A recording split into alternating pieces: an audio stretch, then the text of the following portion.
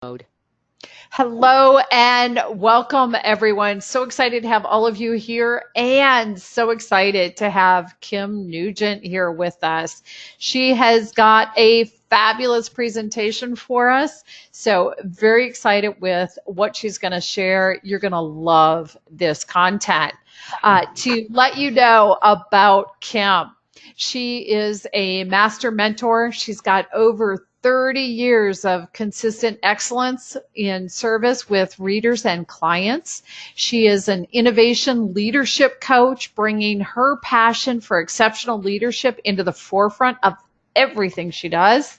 She's helping people gain the confidence, the communication skills, and the success in their careers, and ultimately assisting them in enhancing their promotability.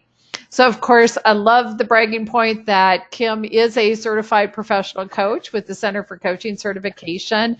And I'm seeing a lot of familiar names out there, so I know we have a lot more of you in on this call. She is also a 3-time best-selling author. That's exciting. And she hosts a radio show called Promotion Protocol. So her presentation today is being recorded. You will have access to this again afterwards, because everyone that registers, I will send you a link to it on our YouTube channel so that you can see it there. In the meantime, quick housekeeping. Many of you submitted questions ahead of time. Kim has received that information. She's got those questions. I think she's done a really good job of building that into her presentation. And then, of course, she invites additional questions as she goes through. You can submit additional questions one of two ways. One way is if you really want to have fun and you're brave, you raise your hand. We will unmute you individually so that you can ask your question live. And that's awesome, brings additional energy. The other option is you can type it into the question panel, and I will give those questions to Kim as appropriate so that she can respond to them. Make this time about getting what you want out of it. Really exciting to have this level of expertise with us here today. So with that said, Kim, what I am going to do is go ahead and make you the presenter and turn the screen over to you. And so Kim has got her PowerPoint up now for all of us to see. So we can dive in. Kim, go ahead and take over. Thanks so much, Kathy. Appreciate the opportunity. And I think that hopefully the people registered, because this is an important topic, either for clients you're working with or employees inside your organization, or possibly you're a recruiter and you're working with clients who may not be able to secure that new opportunity that you really wanted for them. Or maybe you happen to be a dean at a university or school of higher ed, or you're serving on an executive committee. I think that there's content for every single person here today. And that's really my goal, Kathy, is to make sure that everyone walks away with some new ideas, some new tools, maybe a new perspective, specifically how they can help the clients that they're working with, so that, again, we can all get back onto the path of promotability, or even jumpstart our careers if that's what's necessary. So I want to jump right in and get everybody's participation, so you can go to the question panel. I'd love for you to chat, actually put into the question panel your answers to these questions. So I'm just wondering, from those who are participating today, are you working with people who have applied for a promotion and possibly didn't get it? It could be inside your own organization and you've seen that happen. Or do you feel like you have people inside your organization where they feel like their careers at a standstill? Maybe the coaches that are participating today have clients that feel like they're stuck and they just can't seem to be seen inside that organization. They almost seem invisible. Or, do you have people that you're working with wonder why their supervisors haven't really noticed them? So I'm curious as to what our participants have to say today. So if you'll type that into the question panel. All right, awesome. And Kim, I'm guessing it's taken a second for some to type. I do have, let's see, I've got one person that says yes. I have one specific person comes to mind. I have another person that says I'm coaching a few people in this situation right now. Somebody else said, yes, I've had clients at a standstill, and certainly more that have been passed over for promotions. Someone else says, yes, I'm working with a person who has applied for a promotion. So we're getting a mix. Other answers coming in are similar to those. So back to you. Okay, great. So that's sort of what I was hoping for. And if everybody on the call actually had one person in mind, I think we can make this real. My goal really today is to be able to kind of really set up how we're going to go through our hour together. So the first thing I want to do is be able to maybe share some stories about real situations that possibly our audience can relate to, and maybe give them a new perspective in terms of maybe it wasn't exactly how that employee or that client saw it. Maybe there's something else you can bring to that conversation. The second thing I want to do is want to give you some strategies to hopefully jumpstart them. And then I also want to be able to kind of give you an overall perspective in terms of my clients. I know this, and I'm sure this is true of everyone on our call today, is that you're working with a whole person. You know, when we talk about business, or we talk about promotability, or we talk about career success or career development, that's just one dimension, but we're whole human beings. And so there are other things that bring to our job. And so one of the things is sometimes we might overlook those. So, you know, if we just jump right in and go into the business questions, we might lose a lot in terms of really uncovering the blind spots. And that's really what I feel like I'm a master of, uncovering those blind spots. And that's why they need everyone on this call today, is to be able to help them through that. So I'm curious once again, so we'll go back to the question panel because I want full audience participation. One of the things I love about the coaching industry, but specifically this organization, is the fact that we share so much with each other. So if you have that client or you have that employee, how are you coaching them through it? What are you using? What tools? What's helping?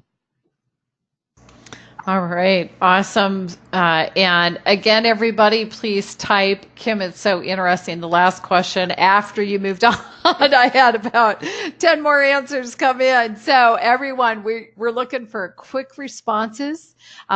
What are your tips or techniques for how you are coaching someone who is experiencing this, going through this? And Kim, do you want me to invite anyone in live on this one while we're waiting for people to type answers? Absolutely. That would be awesome. Okay. So if I've got a brave soul out there that wants to come in live and share what you're doing as a coach, you can raise your hand and I can unmute you individually so we can bring you in for that. And then other than that, please do type in. So some of the answers are starting to come in. I'm seeing have them look at their priorities. Let's see, explore the culture at the company where they're at and what is going to serve their career. Somebody said, let's see, have them look at their total compensation. Somebody else said have them focus on additional skills training and education. Someone else is using assessments, self-assessment, personal inventory, exercises, assess strength, skills, and what they want. Someone else said focus on their competencies. Have them consider the perspective of their manager. What does the business need? So all good answers. Love the difference in the perspective. So back to you, Kim. Thanks, Kathy. So I agree. I love all of the things that they said. I particularly like, in terms of what does that person really want? But what I really appreciated was the comment related to culture and what does the business need and what does the business want? And so if we can start from that perspective, that would be great. But let's go back to that individual that I had in mind and hopefully everyone else has in mind. And this is what my experience has brought me to. So many times what happens is that person that applied for a promotion or applied for a job, what happens is they didn't get it, but they don't know what happened. And when I'm working one-on-one or even in a large group of people, and this has been the majority of people that are raising their hands, I will ask them, so did you go back to that hiring manager? Did you go back to that panel and ask them specifically what areas can you improve in? And when I say, and usually everyone says no. So that's a clue right there. But one of the things that I always say is if you're going to do that, make an appointment, first of all. And the second thing is go in with an open mind and listen. So this is not a debate, and this is not trying to get the job. This is really listening from constructive feedback to be able to say, okay, I want to be able to develop those things. So just like in the last slide where people said, hey, I have them do assessments or I have them gain additional knowledge and skills to be able to get to that next level.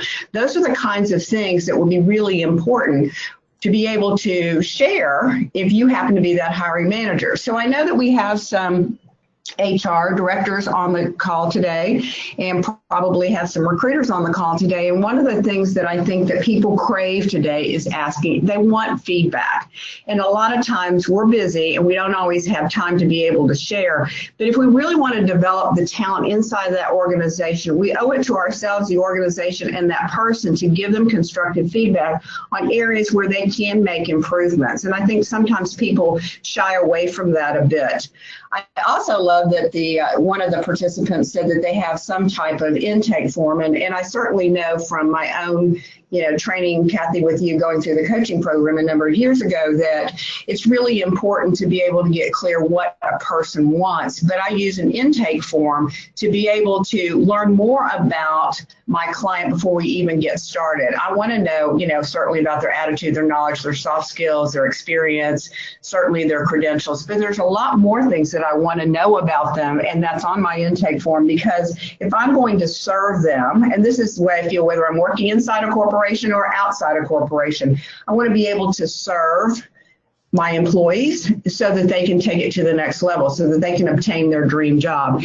And so I hope that the listeners today can hear some of my passion in particular about careers and career success.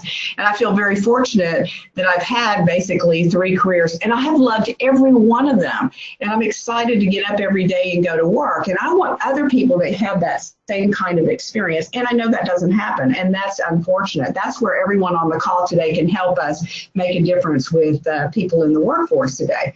But I want to give you all some things that maybe your particular client or employee never considered before. So I'm sure that you have your own stories and can relate to this, but I want to give you 3 or maybe even 4 to be able to talk about this. So I had a situation a number of years ago where this young lady applied for a director's position, and she was inside the corporation, and I happened to be sitting. I was not the decision maker, just so you know, but I was on a panel, and she came in and she had multiple copies of her resume.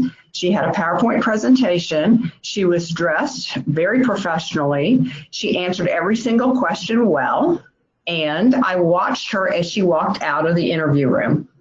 So let me say a couple of things. So let me give you the background that she would not have known. So the ad was posted for this particular director's position, and it gets posted inside this corporation 5 days prior to the external. So there were 4 internal candidates who applied, and then of course it went outside, and so we had external candidates applying as well. There's 1 job. So if we do the math, let's stay with that for a second. She came in, she did a great job. I watched her body language as she walked out of that room, and she knew she had gotten the job. So fast forward about 2 weeks after all the interviews were completed and the hiring committee decided to go with another candidate. They actually went with an external candidate, which was a bit unusual because this particular company wanted to always include internals as much as possible in development, but that didn't happen.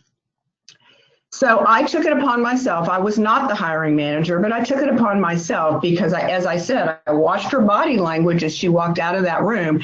And when she heard, I knew that there would be quite a bit of disappointment. So I went to her and I said, I made an appointment, and I said, do you have a few minutes? I'd kind of like to talk to you about the interview.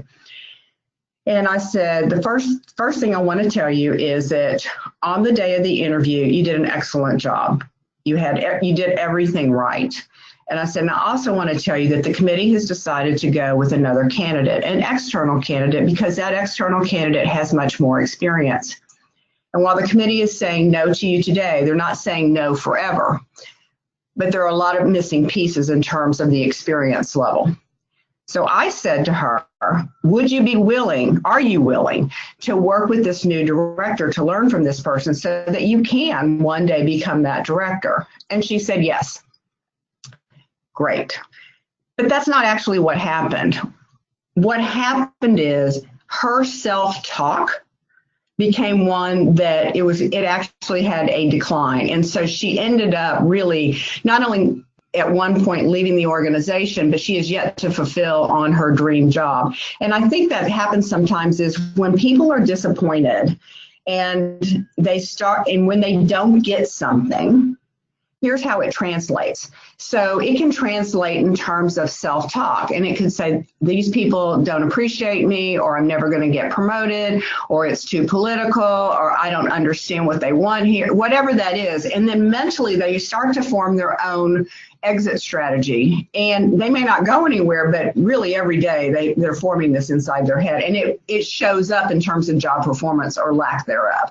So that's just one example. So I understand the disappointment. The other thing I did say to her, though, is as great as you were on the day of the interview, and this is going to sound a bit harsh, but it's the reality.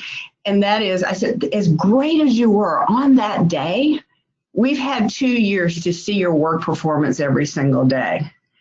And so for me, internal candidates almost have to be twice as good as an external candidate because you're a proven commodity one way or the other. So just because you came in one day professionally dressed, totally prepared, answered the questions and all of that, that's not what we've seen over the last 2 years. And so, one of the things that we're all working for in terms of the workforce is really want consistency. The second example is one where this particular young man, English was not his first language. He was a graduate student of mine, just so you know. And I listened to him, and he had worked for an organization for about 6 years and had tried several times to get into a management position, which he desperately wanted. And he was working on his master's degree, which was excellent. But I will say that he definitely struggled with relationship to written and oral communication. So I happened to hear him telling his friends the previous week that he had applied for another management position. He was super excited about it, couldn't wait, and felt like this time it would be his time. Coincidentally, the next day, I happened to go to a leadership forum luncheon, and the owner of his company was speaking. And the topic was about promotability. And he said, inside our organization, the one thing that we really look for are excellent written and oral communication skills. That is the way that we promote our people. So the following week in class, when I saw him on the break, I said, "You have a few minutes?" And he said, "Yes." And I happened to hear when he came into class, he was telling all of his friends that he did not get that promotion. He was denied that opportunity. And you can imagine he had some negative things to say. So I said, "Can I talk to you for just a few moments? I happened to hear the owner of your company speaking, and I thought I would share with you what he actually said." And he said, "Okay." And I said, he said, "The pathway to promotability inside this organization is excellent oral and written communication skills." And he said, "That can't be it." So I only say that and use that example is sometimes you may have clients who truly are not coachable. They don't want to hear something that you want to share with them or questions you're asking them and leading them down the pathway to get them back on track. My third example is something that this young lady was an international employee and incredible work ethic, fabulous work ethic, as a matter of fact. And she had been there for about a year, and there was a position posted to be the manager of this particular department. And she went ahead and applied for the position. So the committee decided to go ahead and give her an opportunity, and they knew it would be a stretch. And I think some of you all can relate to this on the call. She had no management experience, so she's first-time supervisor, and now she's managing her peers. So, if you've ever been in that situation, it can be super, super challenging. So the next year, she works through the year, and it comes time for her performance evaluation. And her supervisor gave her a poor performance evaluation. In her entire career, she had never gotten a poor performance evaluation. And you can only imagine it just crushed her. But what she did next was amazing. So she went home that night and really reflected on what happened. And really the performance evaluation was very detailed. And what I'll say is She was an excellent worker. As I said before, the work ethic was there. But she didn't connect with her employees. She didn't build those relationships. That heart connection just was not there. It was definitely an opportunity she needed to work on. So she took all that in, and then what she decided on her own is she went back to every single person on the original hiring committee from a year before and made an appointment with them. And then what she did was she sat and she said, I want to do better. I want to improve my performance. Share with me what works for you. Tell me how you do what you do. So she did that periodically over the next year. She really developed her own 360-degree performance plan for herself for improving. So we fast forward that end of the next year, and it's time for her performance evaluation again. And what happened was admirable. She got an excellent performance evaluation, and every single person that was part of that original committee literally was, just shouting and clapping for her. They were so happy for her because she took that criticism, probably in her world it was criticism, but it was really constructive feedback, and took it and applied it. And she has excelled throughout her career. She's gotten one promotion after another. And I really think it has to do with really how do we take feedback and how do we use it? And sometimes, we want to hear we're great, but the reality is that we all do really have opportunities for improvement. I am going to include one other example, and that is in terms of communication. And when we get to one of the strategies, I want to talk to you about something that I see happen more often than not. So, how do we get people like those three examples that I just shared with you? How do we get them back on track? How do you get those people in your organization back on track? How do you get your clients back on track? So I want to give you 5 tips just to get started for you to at least consider these. You're probably using many of these already, but maybe mine will be just to have a little bit different twist. So I really do believe that our role as coaches, mentors, supervisors, deans, HR, recruiters, that our job really is to help people uncover their blind spots, and we can't do it alone. And so one of the participants said that they use some type of self-awareness inventory, and I certainly have that in my book. And I have a list of 26 opportunities for improvement, and I have people do their own self-rating on a scale of 1 to 10. I want them to be able to assess, but I'm also interested in sometimes because we are not as self-aware as we are, we definitely do have these blind spots. I've also seen people when they're taking the rating that they do one of two things. Either they think they're fantastic and they're all 10s, or the opposite, they really probably poorly rate themselves when in fact they're much better than that. And so one of the things that I suggest often is if they're not self-aware, there's so many great online assessments out there certainly to be able to use, but I also am going to give you a couple of other ideas before we even have to go online and look at some of those assessments. I'm going to talk about those 5 strategies that I mentioned before. And so the first one, I think 80% of our as employees or as human beings is really attitude. And I think having that it's really important to have a positive and professional attitude at work. And so one of the questions that I ask my clients is, what do you think your attitude each day is when you arrive at work? What do you think it is throughout the day? So, do you lose that positive attitude when you first walk in? If there's a setback or something at work, how do you take that information and how do you react to that? Do people at work want to be around you, or do they try to avoid you? Do you bring down the team or do you uplift the team? Or, do you hear people at work making excuses for that person? Well, that's just the way he is, or that's just the way she is. And then they tend to stay away.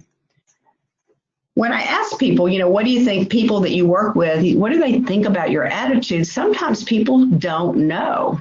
And that's where I think this is an opportunity to go ask. And when I say that, as I'll usually say, find 3 to 5 people that you trust, that will give you constructive feedback, not compliments, but constructive feedback. And ask them specifically, what do you think my strengths are? Do you think that, what are my weaknesses? What do I do that maybe frustrates you? Or what can I do differently to be able to support you?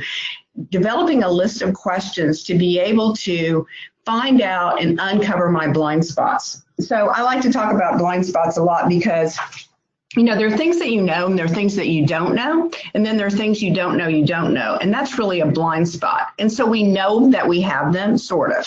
But let me make this real. So you have a blind spot in your car. And so you're driving down the freeway and all of a sudden you maybe lose your focus and you start to veer over into that next lane. Well, if you veer far enough, depending on that particular day, it can have dire consequences to you and to your automobile. The same thing can happen in a career, but we don't really talk about that a lot of times. We talk about strengths, but we sort of tend to avoid that. Well, I can't correct anything about myself until I understand where my blind spots are. And that's how I can start to be able to enhance my promotability and maybe become more visible and own my own power. I really do think the attitude is fundamental to your career success. It's really a social soft skill. And as I said, there are many excellent assessments online where you can take a look at that. That could be anything from emotional intelligence to personality to mindset to communication to career, leadership skills. But again, uncovering those, we can then begin to build a plan for ourselves to be able to take action steps so that we can improve our overall knowledge and well-being. So I think about people that I work with, and there are certain people I love to surround myself with because they are so positive, and I want to be one of those persons. And so when I'm working with a client, I want them to start to imagine people they're working with that they gravitate toward, and what is that about, so that they can work on that attitude. The second tip is really brand. And so, when you think about brand, you can think about organizations and their brand, right? Or you can think about products and their brand and how much money that they spend building their brand. But brand, every person has a brand, whether it was developed or not. So brand is much more than just dressing for success. It's everything that you do every single day.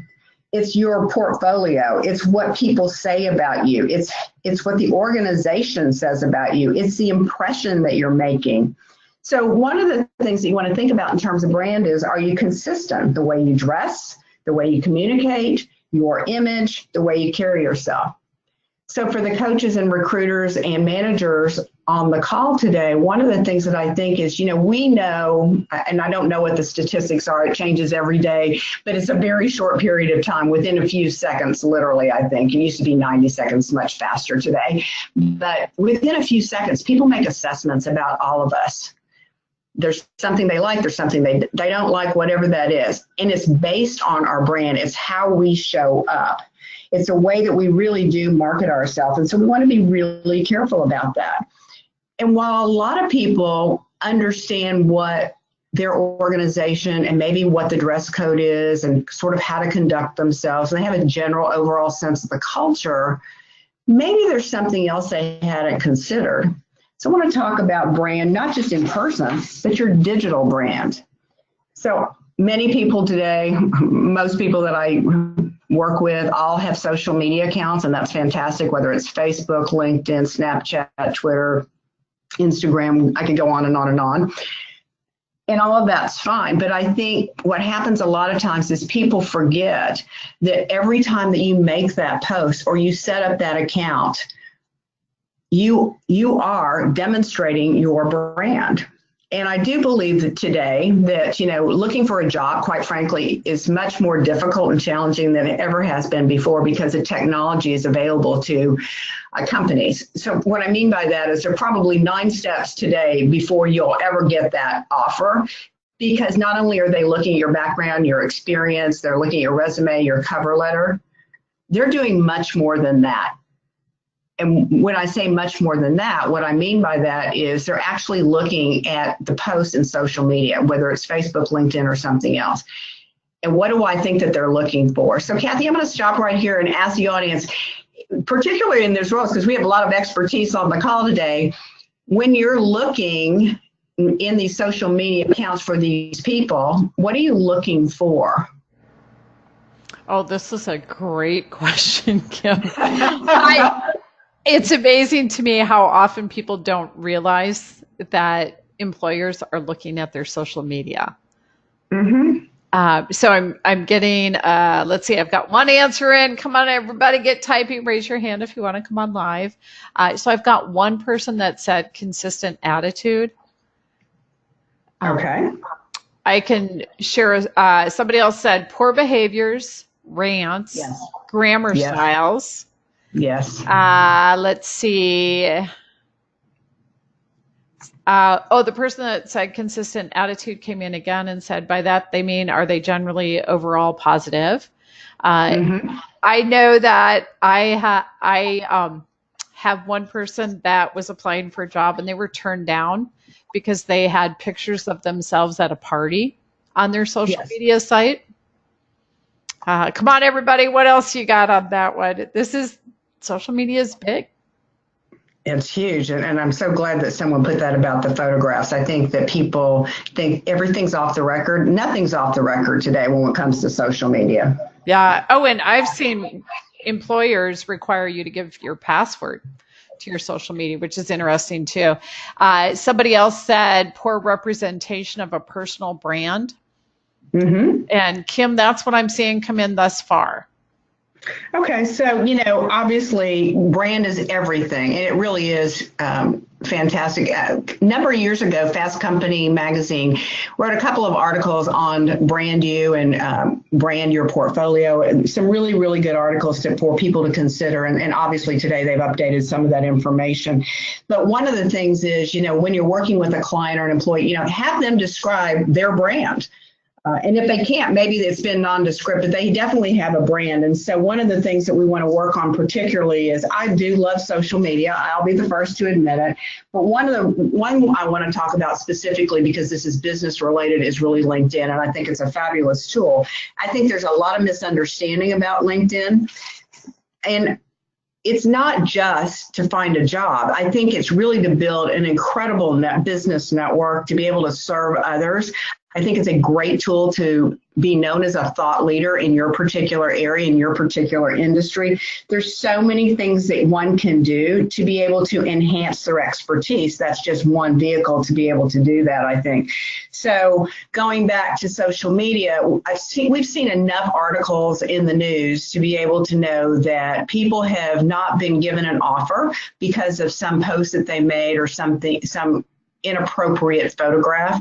But also the converse is true, which is that when that search has been done and they saw that possibly that person volunteered at the food bank or Habitat for Humanity or some kind of community organization, is out and serving others, what they're trying to gauge is, does this person's values align with our organizations? Is this some person that we want to bring into our organization or even keep in our organization? Because we also know many times people who are working for a particular company did something over the weekend and posted it through social media, and it didn't align and they did lose their position. So again, today it's just so much bigger, managing all of that so that we can be promotable. And I think that there's a lot of misunderstanding with regards to how important really making sure everything that we do is really as professional as we want it to be. The next is really communication. And so communication is everything. I think you all know the model as far as the percentages, that 7% of our communication is really what we say. And then 93% is a combination of nonverbal as well as our tone of voice. And this is one area in particular that I think is probably the biggest problem in organizations. Either, lack of communication or the communication skills are not where they need to be. And really having people understand that your communication skills are critical to your success. And I understand that we have introverts and extroverts, and I understand people's fear of public speaking. I get all of that. And yet it's something that we need to practice and something that we need to become better at. And so we can do that in a lot of different ways. It could be with our peers. It could be with staff members or managers. But if you're having to make a presentation to senior management, that's a different skill set than talking to your friend. And so obviously putting ourselves back into some kind of training or working on those things is important, but asking your particular client or employee, do they struggle with getting their meaning across, or do they get nervous? Do they overshare their personal details of life? That certainly kept people from being promoted because they didn't want that person to be the manager, the next manager. So depending on the communication level, there's lots of fantastic organizations out there where employees or your clients can improve. So if they're maybe terrified of public speaking, maybe a first place to go is Dale Carnegie with regards to maybe they don't even want to stand up and say their name in front of a group at a staff meeting because it's so terrifying to them. Or maybe it's someone who feels comfortable speaking, but it's not, they really can't think on their feet. Toastmasters is a fantastic organization across the world where people can go at lunchtime or dinner time or breakfast time, whenever, they're scheduled all the time, and to go and practice becoming a more effective speaker. Or if you're regularly speaking, like many people here on our call today, then the National Speakers Association is one particular organization that really helps you build the opportunity for yourself as you become a speaker. So again, organizations to be able to do that. But communication is not just speaking, it's also writing. And so, you know, one of the things that's definitely a challenge is really certainly our emails and text. And so the first thing I always say is, you know, before you hit that submit or send, go back and read it and make sure that it doesn't have spelling or typos or things like that. I also think investing in Grammarly is a great resource to be able to make sure that it's appropriate for your particular audience. But again, people make decisions and judgments about people based on their communication skills. And you don't want to create a negative impression from behind your computer screen. And I think sometimes that happens. So again, you know, brand, communication, attitude, it's the ABCs of promotability, if you will. And I think putting all those things together. The next is really listening, you know, waiting for that person to finish what they're saying. And as coaches, we probably sometimes want to jump in and solve the problem. That's not our role. Our role is really to ask questions, to uncover for themselves what's going on, to internalize it, to come up with a decision so that they can implement that and go forward. But we really have to pay attention to our clients and our employees. We have to take notes. We have to do the kind of follow-up if we really want to be able to see the kind of change that I know that we all do. I use this example many times because it's something people can relate to. So if you were growing up and you ever played the telephone game and you told a person something and they told someone and went to 5 people, and then you asked them to repeat what they heard, it is so different from the original communication. This happens in organizations all the time. And if you're a new manager or an employee, sometimes you can get caught up in some of that and actually believe what you just heard. But as an experienced manager, I'm very clear. My job is to ask questions and get to really what the true communication was in the first place. And I also think as an organization that the more that you communicate with the workforce, the less kind of gossip and things happen. And once they feel informed, information is power. These are the things that are going on in our company today. This is what's happened in the last week. This is where we're going in the next week. All of those things can be incredibly helpful. But I had a question, I believe, that someone submitted before we started. And it was really about someone who had applied for a promotion. I believe this was a recruiter who submitted this question. Someone who had applied for a promotion and didn't get it, so they came in second. And obviously that does happen, but it's so frustrating to that person. So I'm going to give you a different example. So a number of years ago, I was running an organization, and we had a fantastic employee. She was always positive. Her work was beautiful. It was amazing. And I just happened to come around the corner and I saw her and she seemed off. And I said, "Is everything okay?" And she said, "No." And I said, "What's going on?" And so she said, "Well, my husband lost his job 6 months ago. And we've gone through our savings. We've gone through our 401k. She said, "I'm not the breadwinner and it's really stressful." And I said, "I don't want to overstep, but if he would be willing to come in and meet with me, I'd be happy to do a mock interview, see if I can help. I don't know, but..." And so she said, okay. So she went home that night and she asked her husband, and he emailed me and he said, yes, he'd like to come in. And I said, great. So send me a job description of your dream job. So he did. So he comes in at that week, end of the week, and he is dressed in a suit and tie, looks great, great handshake. has a couple of copies of his resume. I'm prepared based on the job description he's given me. I ask him the questions, he answers.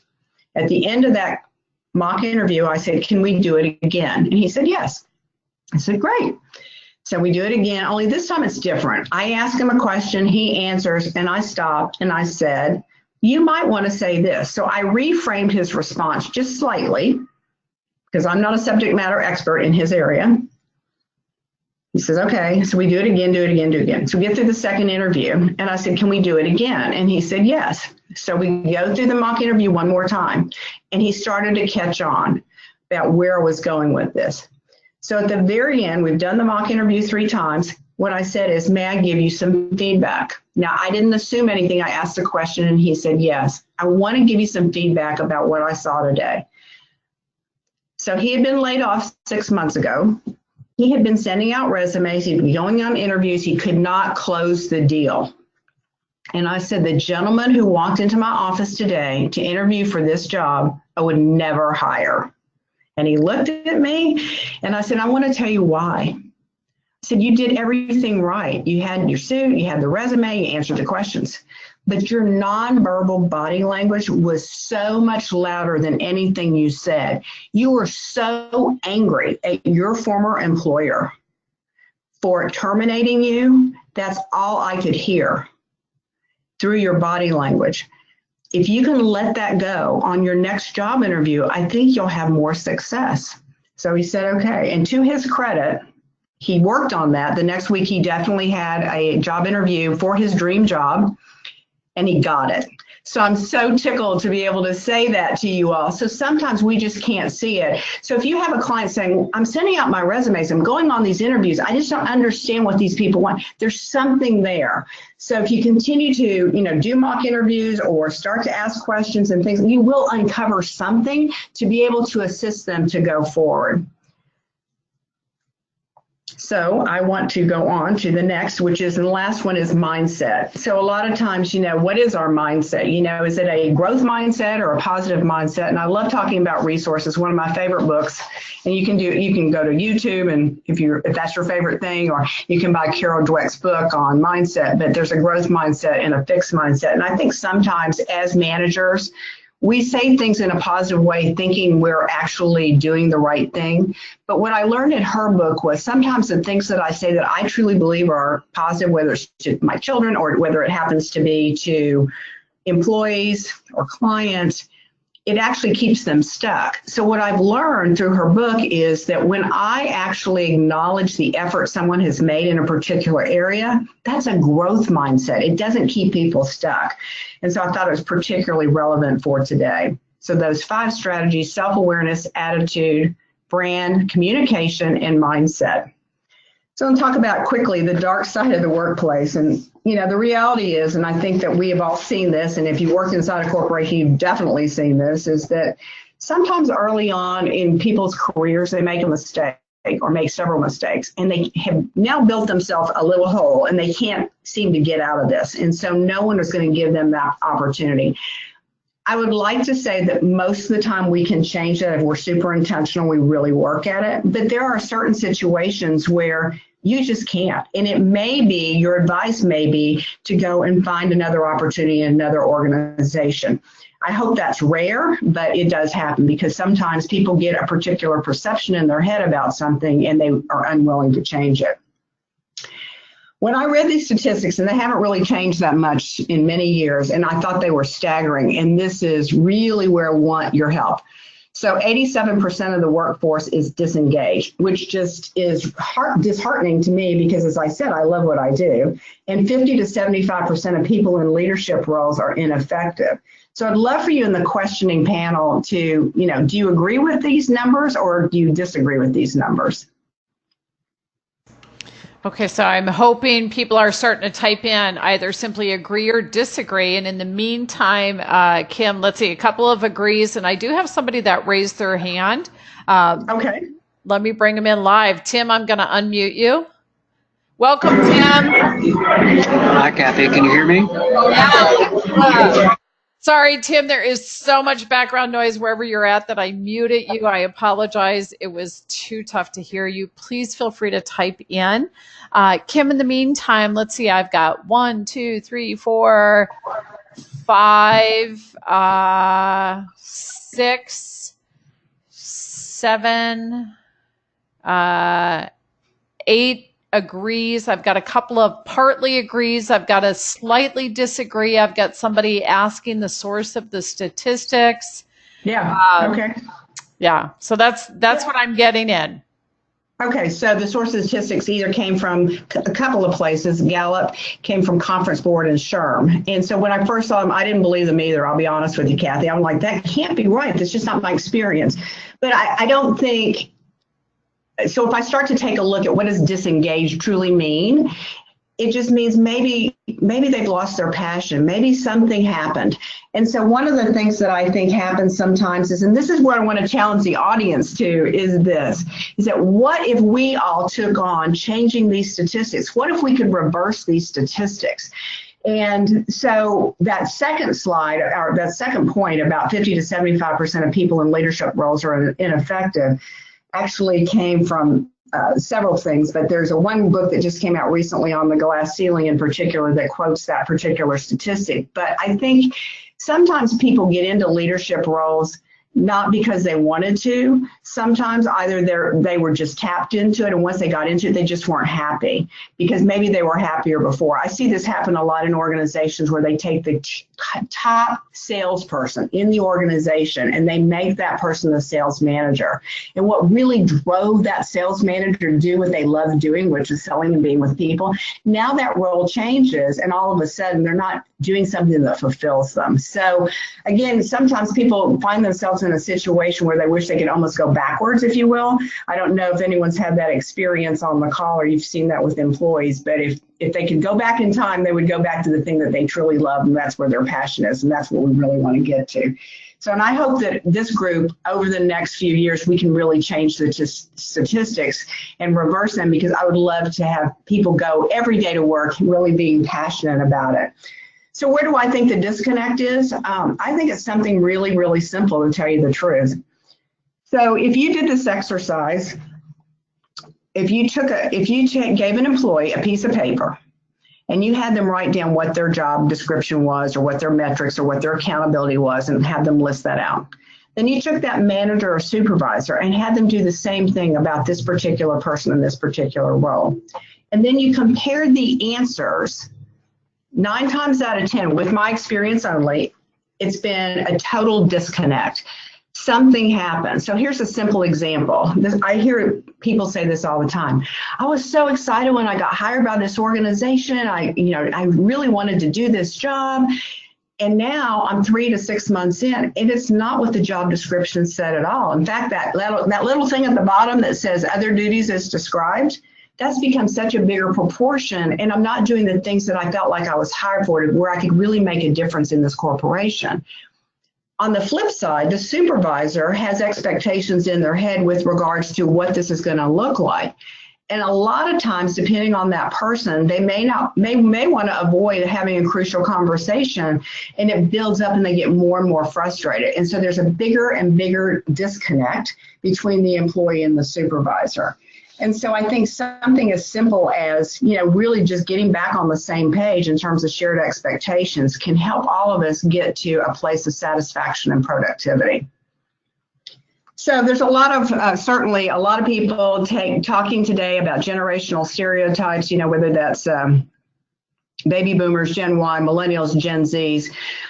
And what I am a big proponent of is no stereotypes, meaning I don't think anyone on the call would like to be stereotyped in any way. You're a unique individual with incredible gifts and strengths, and you have something to share and something to give people while you're here, and particularly in your career, making a difference with other people. But I would say that I really wanted to go out and kind of see if what I just said is true, because I hear a lot of baby boomers in particular talking in a certain way about, let's just say, millennials in particular. So I just finished a millennial blog series, and it's been the most incredible experience of my life. Whatever those stereotypes are, I didn't find any of that. In fact, I found the opposite, that they want to work with purpose. They want to collaborate. They want to be coached. Now, that is a distinction as opposed to training. And this is where all of you come in. This is really the sweet spot, if you will, because they want to work in an organization that really values what they have to say. And then Gen Z is also very much the same way. So I think that right now, the statistics are that baby boomers are retiring at a much faster rate than we can fill the talent gap, which is true. But I really do truly believe that that talent is there. It's just not been discovered, and it definitely hasn't been coached through. So again, another opportunity for everyone participating today. The future is wide open. So I want to talk a little bit quickly about my latest book, which is Promotion Protocol. And I wrote it really with coaches in mind and managers and supervisors, specifically because it's a 26-week coaching guide that lists, has 26 different strategies. It has an article. It has a list of questions for the employee to specifically answer prior to the weekly coaching meeting. And it has a list of questions for the coach, mentor, or supervisor. So I actually implemented this in an oil and gas company in the last, started in April, and so we finished in October. And so this particular group decided to take on the book. I was coaching this mid-level manager. He's 33 years old, and he wanted to, I asked him what he wanted. He said, I want to get promoted. I'm going to leave this company. And I said, okay. And so we kind of talked about that, and we got clear about some things that he could be doing. In the meantime, he took the book and he put in a structure in place. So that was the first thing, is that he needed a structure. So he needed a weekly accountability meeting or coaching meeting with his direct reports. Number two, in order for him to get this promotion, he needed to develop his successor. So he needed to do that. And then he also wanted to help other people in his department. Let me fast forward to the end of 26 weeks, and I give him all the credit. He worked the entire book, and he invited me to a celebratory luncheon. So he was a warehouse manager in an oil and gas company, and he applied for promotion. I got him ready for that. That was not a surprise. He applied for the position. He actually got it. He is the director of global assets and inventory domestically and internationally now, reports to the president of this oil and gas company. And 7 of his 12 direct reports were promoted. And he was also able to develop his successor to take his place. Every single person that was promoted received a 20% increase, with the exception of one person who received a 100% increase. So what I know, I can't promise any of those results, just so you know, but what I can say is what really helped, and I got to listen to them for 2 hours about how much they had changed and how much they were coaching each other on the team. They went through the same program, number one. Number two, they all have the same shared expectations at the end of the experience. And what this young man said to me, he said, Kim, I really thought 26 weeks might be too long, but he said, we needed all of it. And he said, we needed the time. And he said, he gave me credit. I'm not sure I deserve this credit, but he said about half of the things that are in the book are really professionally related, and the other half are more personally related. And he said, I allowed my employees to take on the assignment any way they wanted to, and that was really the right thing to do. But how much they had changed and what they had taken away was just so rewarding to me, because it changed the team, it changed the culture, they got the promotions, they got the increases, and it even changed their family lives. So I'm super excited about that evidence to be able to share with you today. So I would love for you in the questioning panel I would love to hear now, as we're kind of closing, what are you taking away from the webinar today, and what tools and resources do you need to be more effective in your coaching role? And I just want to remind you that the CCC graduates have access to very affordable 360-degree assessments, in which I highly encourage that if you haven't taken advantage of that as well. So Kathy, I can't wait to hear what they're writing. What are they taking? And I'm watching for that. You know, it takes a moment as they figure out their answer, and then they got to type it in. So we're looking for answers, everyone, in the chat box. What are you taking away, and what additional tools and resources do you want? This is great input for all of us. And in the meantime, by the way, Kim, to let you know, several people are saying thank you. They're saying this is great. They're really appreciating the information you're giving. So a lot of positive feedback in that way. And everyone, takeaways. What are your key takeaways, and what resources do you want? So let's see, more people on very helpful. Hearing, yeah, this is what I wanted to hear today. This is timely. Let's see. Somebody said, can't wait to check out your book. They appreciate the 5 tips. So that was a good takeaway.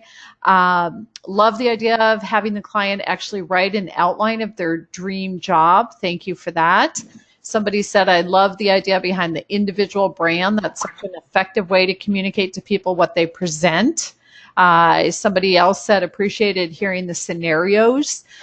We got helping students identify their blind spots. So lots of good takeaways. And I'm seeing others that are similar to that. So good feedback. Thank you, everyone. Yes, thank you very much. I mean, it's my passion to help others. Many people have helped me, and I certainly want to be able to share and give that away. I do want to talk about one last thing, Kathy, and going back to the book for a minute, and I would be remiss if I didn't say that, particularly since I came from higher education. And so for the deans on the call, I think this could be a fantastic opportunity to be able to work with your interns, your soon-to-be college graduates. Also, if you have a career development class, I think it really gets to some of the soft skills as well, which obviously employers are really wanting today. They want the knowledge, obviously, and they want the experience, and they want the credentials and all of those things. But at the same time, it's those soft skills that tend to be the thing that really is the career differentiator. And I think that going back to what one person just said a minute ago is I think it's really important to take a step back and ask somebody and write out, what do you want? And we learned that in the beginning in our coaching certification program, is to ask a series of questions. And so, whether that happens to be, what do they want or where do they see themselves? The more that we can start to develop those goals and picture it, visualize it, we can achieve it. I definitely believe that. If there are people on the call that found this helpful, on my website, I also have lots and lots of blogs that can help you continue down this, working with your clients or your employees or with each other.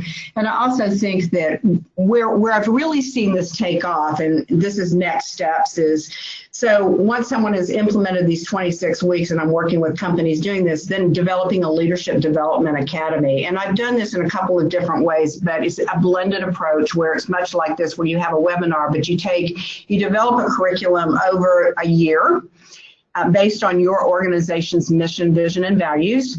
And then operationally, you take a look at those key aspects that people really need to know about. And here's how it can really help your organization. So one of the things when people get frustrated at work or get stuck is that they have a very narrow focus. They have their job and they're doing their job, and that's it. They never really get to see the big picture unless your organization has a leadership development academy or professional development academy, or call it talent development academy, whatever you call it. So what happens is if you can develop something over 6 months to a year, and it's really designed to help cultivate these emerging leaders, these managers and supervisors, where they can see the whole picture, everything from budgeting to finances to culture to dressing for success to operationalizing, looking at specific reports that they might not have access to, understand how the business runs, to understand who the customers are.